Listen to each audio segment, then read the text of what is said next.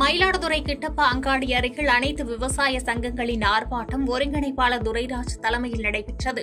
இதில் பங்கேற்ற விவசாயிகள் கடந்த ஜனவரி 17, 18 ஆகிய தேதிகளில் பருவம் தவறி பெய்த கனமழைக்கு நிவாரணமாக மாவட்ட நிர்வாகம் அறிவித்த ரூபாய் 63 கோடியை உடனடியாக விவசாயிகளுக்கு வழங்கக் கோரி மத்திய அரசின் விவசாயி விரோத விதை மசோதாவை கண்டித்து முழக்கமிட்டு நகல் எரிப்பு போராட்டம் செய்தனர்.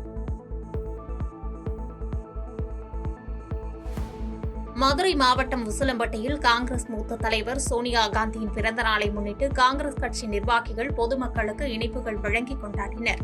இந்த நிகழ்வில் உசிலம்பட்டி தேவர் சிலை முன்பு தொகுதி தலைவர் சரவணன் தலைமையிலான காங்கிரஸ் கட்சி நிர்வாகிகள் சோனியா காந்தி வாழ்க்கை என்றும் வந்தே மாதரம் என்றும் கோஷம் எழுப்பினர். மதுரையிலிருந்து மும்பை செல்லும் இண்டிகோ விமானம் ரத்து செய்யப்பட்டதால் விமான பயணிகள் கடும் அவதியடைந்தனர். மதுரையிலிருந்து மும்பை புறப்பட வேண்டிய இண்டிகோ விமானம் சேவையில் பணிகள் முறைப்படுத்தப்படாததால் ரத்து செய்யப்பட்டுள்ளதாகவும் பயணிகளுக்கு முன்கூட்டியே இது தொடர்பாக குறுஞ்செய்தி மூலம் தகவல் தெரிவிக்கப்பட்டுள்ளதாக கூறப்பட்டுள்ளது. மதுரை மாவட்டம் திருப்பரங்குன்றம் கோயிலுக்கு சொந்தமான இடத்தில் உள்ள கள்ளத்தி மரத்தில் நிலாப்பிறை போட்ட இஸ்லாமிய கொடியை அகற்றிவிட்டு சேவல் கொடி ஏற்ற வேண்டும் என்று இந்து மக்கள் கட்சி சார்பில் திருப்பரங்குன்றம் சுப்பிரமணிய சுவாமி கோவில் நிர்வாகத்திடம் புகார் மனு அளிக்கப்பட்டது. மலை மேல் தீபத்தூணில் கார்த்திகை தீபம் ஏற்றுவது தொடர்பாக பிரச்சினை நிலவி வரும் நிலையில் தற்போது மலை மீது தர்கா நிர்வாகம் கொடியேற்றுவது தொடர்பாக இந்து மக்கள் கட்சி புகார் அளித்துள்ளது மேலும் பரபரப்பை ஏற்படுத்தியுள்ளது. கரூர் மாவட்ட ஆட்சியர் அலுவலகம் முன்பாக தமிழ் மாநில அங்கன்வாடி ஊழியர் மற்றும் உதவியாளர் சங்கம் மாவட்ட மையம் சார்பில் 7 அம்ச கோரிக்கைகளை நிறைவேற்ற வலியுறுத்தி மறியல் போராட்டம் நடைபெற்றது. இதனால் பரபரப்பு ஏற்பட்ட நிலையில் மறியல் போராட்டத்தில் ஈடுபட்டவர்களை காவல்துறையினர் கைது செய்து அழைத்து சென்றனர். ஓய்வூதியம், கட்டுமான தொகை உள்ளிட்ட 9 அம்ச கோரிக்கைகளை வலியுறுத்தி எட்டயபுரம் பாரதியார் பேருந்து நிலையம் முன்பாக கட்டுமான தொழிலாளர்கள் கண்டன ஆர்ப்பாட்டம் நடத்தினர்.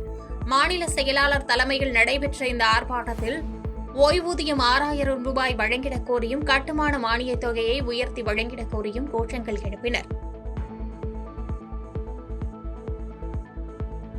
நீர்பிடிப்பு பகுதிகளில் பெய்த மழையால் தேனி மாவட்டம் பெரியகுளம் அருகே உள்ள மஞ்சளாறு அணையின் நீர்மட்டம் 50 அடியை எட்டியுள்ளது.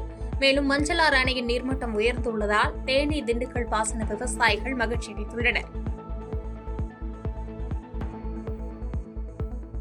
நீலகிரி மாவட்டம் உதகையில் மலைத்தோட்ட காய்கறிகளில் ஒன்றான நூல்கோல் சாகுபடி அமோகமாக நடைபெற்று வருகிறது. தினசரி மார்க்கெட் பகுதியில் ஒரு மூட்டை நூல்கோல் 500 முதல் 800 ரூபாய் வரை விற்பனையாவதால் விவசாயிகள் மகிழ்ச்சியடைந்துள்ளனர். தூத்துக்குடி மாவட்டம் புதுக்கோட்டை ஊராட்சி அலுவலகத்தில் 2026 சட்டமன்ற தேர்தலுக்கு முன்னோட்டமாக வைக்கப்பட்டிருந்த மின்னணு வாக்குப்பதிவு இயந்திரங்கள் அரசியல் கட்சி பிரதிநிதிகள் முன்னிலையில் மாவட்ட ஆட்சியர் அலுவலகத்திற்கு இடமாற்றம் செய்யப்படும் பணிகள் தொடங்கின. மேலும் இவிஎம் இயந்திரங்களுக்கான முதல்நிலை பரிசோதனை தொடங்கப்பட்ட நிலையில் மாவட்ட ஆட்சித்தலைவர் மற்றும் மாவட்ட தேர்தல் அலுவலர் ஆகியோர் நேரில் பார்வையிட்டு ஆய்வு மேற்கொண்டனர். புதுக்கோட்டை மாவட்டம் கந்தர்வக்கோட்டை அருகே கல்லாக்கோட்டையில் சாலை வசதி வேண்டி பொதுமக்கள் சாலை மறியல் போராட்டத்தில் ஈடுபட்டனர்.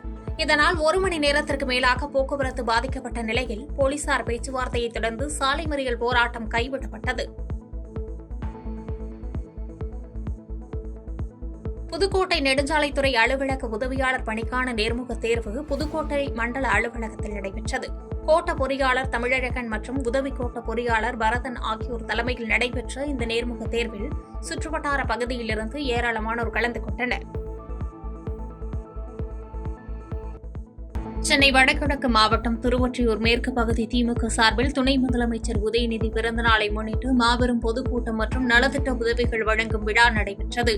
திமுக மேற்கு பகுதி செயலாளர் வைமா அருள்தாசன் தலைமையில் நடைபெற்ற இந்த நிகழ்வில் சிறப்பு விருந்தினர்களாக சட்டமன்ற உறுப்பினர்கள் சுதர்சனம், KP சங்கர் உள்ளிட்டோர் கலந்து கொண்டு சிறப்புரையாற்றி ஏழை எளியவர்களுக்கு நலத்திட்ட உதவிகள் வழங்கினர்.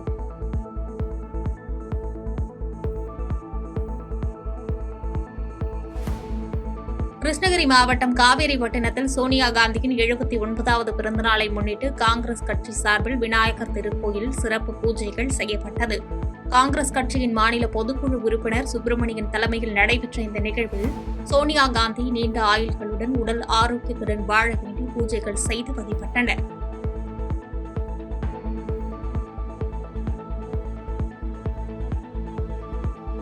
திருப்பூர் மாவட்டம் கொளத்துப்பாளையம் பேரூராட்சி 9வது வார்டில் சாலை அமைக்கும் பணி தரமற்ற முறையில் நடைபெறுவதாக புகார் எழுந்துள்ளது. இதனால் அதிருப்தி அடைந்துள்ள அப்பகுதி மக்கள் கழிவுநீர் வடிகால் வசதியுடன் முறையாக சாலை அமைத்து தர வேண்டும் என்று வலியுறுத்தியுள்ளனர். குறிப்பிட்ட அளவுக்கு மேல் காங்கிரஸ் சாலை அமைக்கிறார்கள். அளவிற்கு மீது 15 அடி அகலமாக அதை அமைக்கிறார்கள், நீளமாக அமைக்கிறார்கள். சாங்ஷன் ஆன அளவை விட அதிகமாக அமைக்கிறார்கள். அங்கங்கே தண்ணீர் தேங்குமாறு இருக்கிறதுனால் நோய் தொற்றுகள் உருவாக வழிவகுக்கிறது. இதனால் தமிழக அரசு முறையிட்டு சரியான முறையில் காங்கிரீட் ரோட்டை அமைத்து தருமாறு கேட்டுக்கொள்கிறோம். நீதிமன்றங்களில் புதிதாக கொண்டுவரப்பட்டுள்ள ஃபைலிங் முறையை கண்டித்தும் வழக்கறிஞர்கள் பாதுகாப்பு சட்டத்தை உடனடியாக அமல்படுத்த வேண்டும் என்ற கோரிக்கைகளை வலியுறுத்தி புதுக்கோட்டையில் வழக்கறிஞர்கள் உண்ணாவிரத போராட்டத்தில் ஈடுபட்டனர். புதுக்கோட்டையில் நீதிமன்ற வளாகத்திற்கு முன்பாக நடைபெற்ற இந்த போராட்டத்தில் திரளானோர் கலந்து கொண்டனர்.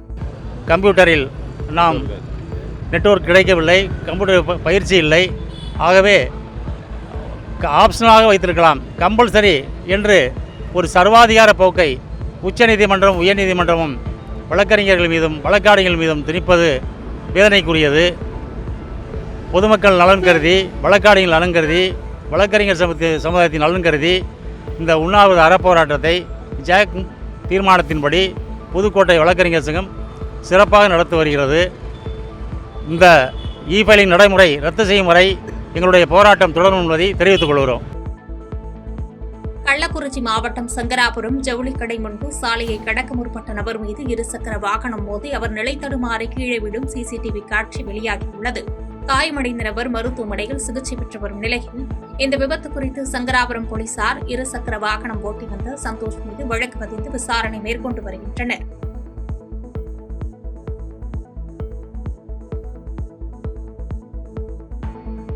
பெரம்பலூர் புதிய பேருந்து நிலையம் அருகே பல்வேறு கோரிக்கைகளை வலியுறுத்தி மறியல் போராட்டத்தில் ஈடுபட்ட 100க்கும் மேற்பட்ட அங்கன்வாடி ஊழியர்கள் மற்றும் உதவியாளர்கள் கைது செய்யப்பட்டனர். சங்கத்தின் மாவட்ட தலைவர் மேனகா தலைமையில் நடைபெற்ற இந்த மறியல் போராட்டத்தில் 100க்கும் மேற்பட்டோரை பெரம்பலூர் போலீசார் கைது செய்து தனியார் திருமண மண்டபத்திற்கு அழைத்து சென்றனர்.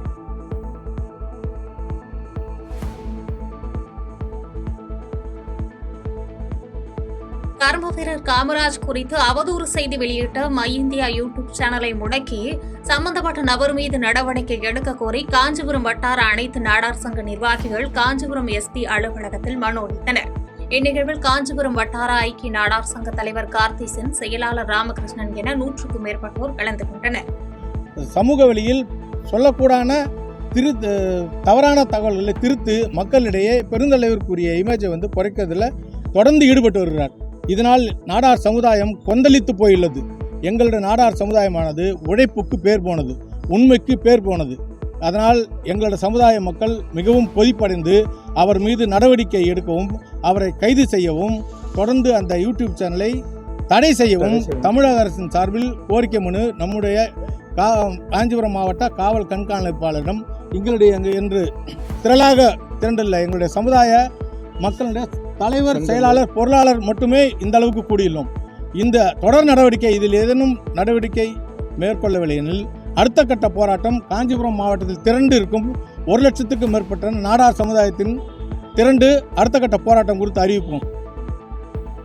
காஞ்சிபுரம் மாவட்டம் ஸ்ரீபெரும்புத்தூர் அடுத்த நல்லூர் பகுதியில் அரசு டாஸ்மாக் கடை நாளை திறக்கப்பட உள்ளதை எதிர்த்து 100க்கும் மேற்பட்ட பொதுமக்கள் சாலை மறியலில் ஈடுபட்டனர். அரசு உயர்நிலைப்பள்ளி அருகே சுமார் 300 மீட்டர் தூரத்தில் திறக்கப்பட உள்ள இந்த டாஸ்மாக் கடையால் பள்ளி மாணவ மாணவிகளின் பாதுகாப்பு கேள்விக்குறியாகும் நிலை ஏற்பட்டுள்ளதாக தெரிவித்த அவர்கள் போலீசார் பேச்சுவார்த்தையை தொடர்ந்து அங்கிருந்து கலைந்து சென்றனர்.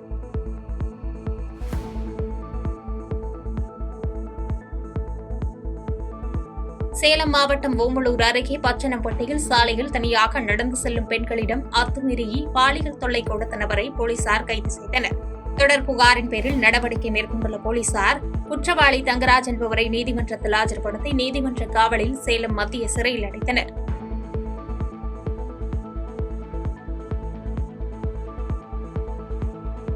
தென்காசி மாவட்டம் புலி அருவி அருகே அழுகிய நிலையில் அடையாளம் தெரியாத ஆண் சடலம் கண்டெடுக்கப்பட்டது பரபரப்பை ஏற்படுத்தியுள்ளது. தகவலின் பேரில் அங்கு விரைந்த குற்றாலம் காவல்துறையினர் சடலத்தை கைப்பற்றி உயிரிழந்தவர் யார் என்பது குறித்தும் உயிரிழப்புக்கான காரணம் குறித்தும் தீவிர விசாரணை நடத்தி வருகின்றனர்.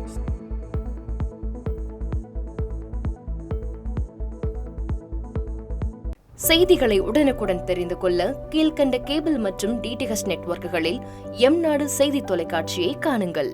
பாதகம் செய்பவரை கண்டால் நாம் பயம் கொள்ளலாகாது பாப்பா. மோதி மிதித்துவிடு பாப்பா, அவர் முகத்தில் உமிழ்ந்துவிடு பாப்பா. அண்மை செய்திகளை உடனுக்குடன் தெரிந்து கொள்ள இணைந்திருங்கள் எம்நாடு தொலைக்காட்சியுடன்.